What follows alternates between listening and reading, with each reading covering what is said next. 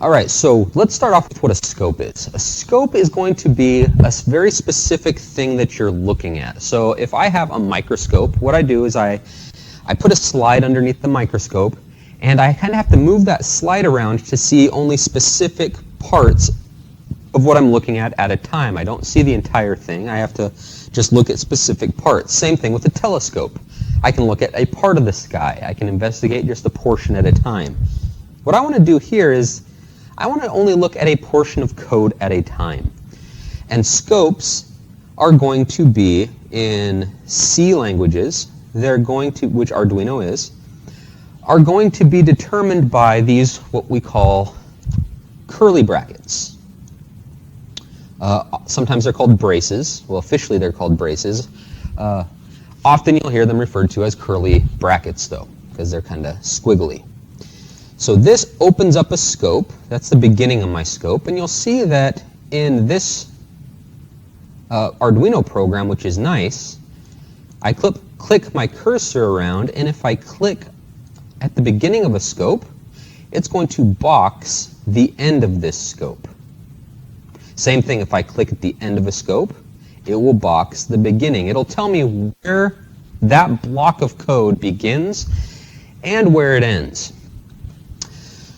So all actions that need to take place, actual code, I can put variables, I can kind of do some initializing things outside of a scope, but when I actually want it to run through some code and do things, it needs to be within a scope. And when you open up Arduino, it looks something like this. I like to put these curly brackets, and I want them to open up down here. I like to do that. It's just easier for me to see that this is my block of code. This thing above it, that is describing what the scope is. So this scope would be what we call the void setup scope. And this scope would be what we call the void loop scope. So we name the scope so that we can access it later, and instead of having to write all this code down, however much things I have inside of here, all I need to do is say, hey, do everything that's in the setup. Do everything that is in the loop, and it just blocks it out, jumps to there, and it will do all that stuff within that scope. Now, anything that is not within a scope, so in this case, anything that is going to be on lines 1, 2, 8, and 14, that's what we call global. It means it can be seen by everything. It's not within a scope, it's not local, it is global. Now if I put something in here, so let's say I do int, and I go value equals 1000. This is a global variable. Since it's global, that means all local things can see it. If I try to use value inside of setup here, I'm going to get rid of this and this. So let's say I try to use value inside of here and do something with it.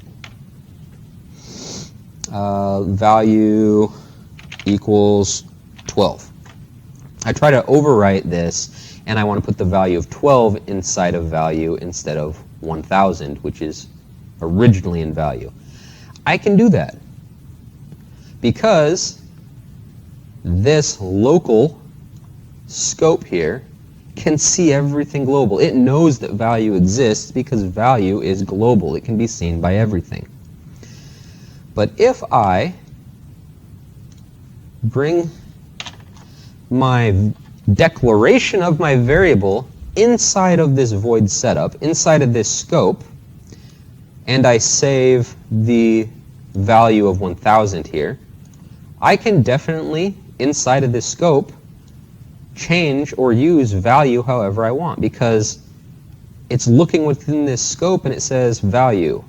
Yeah, I know what value is. It's local to me. But if I go down to a separate scope and I try to put a new value in, it's going to error. And I don't know if I have everything hooked up right, so we'll see. Yes. All right, so if we look and I compile the sketch, I get an error, and the error is value, my variable, was not declared in this scope. In other words, the only thing the void loop can see are things that are already within the void loop or something that's global. And the fact that my declaration of value is not global means that my loop is confused. It says there's no such thing called value. But if I move this back out, now it's global. It's compiling, and it's perfectly fine. Because when I come into the setup, it's going to say, oh, I need to find something called value. Can I see something called value? And yes, it can, because it's global. Then it jumps out of this scope and jumps into this one. It's going to say, I need to do something with value. Do I know what value is? Yes. It's up here. It's global. So keeping things global and local can sometimes be a bit of a challenge. You're going to have to plan things out well. It's definitely a design thing. You're going to have to plan for it. You can't just throw things around and hope that it works. You're going to have to know, what am I going to do here? Do I need to put it global? Do I need to put it local? One other thing that I wanted to mention real quick, I think I mentioned this in another video, is I have enabled code folding, which means I have this negative sign here, and you'll see that as I hover over it, it has this line that comes down. It's showing me all this scope, and as you can see, it's the same scope that if I put my cursor here, shows me the beginning and the end, or the end and the beginning.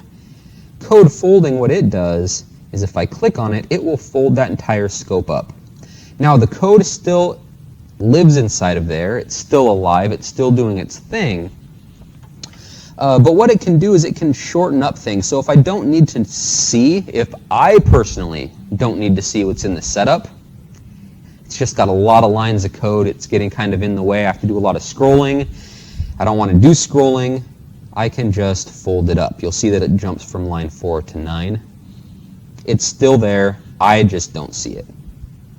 I can do the same thing here, and when I do need to work on it, I can unfold it.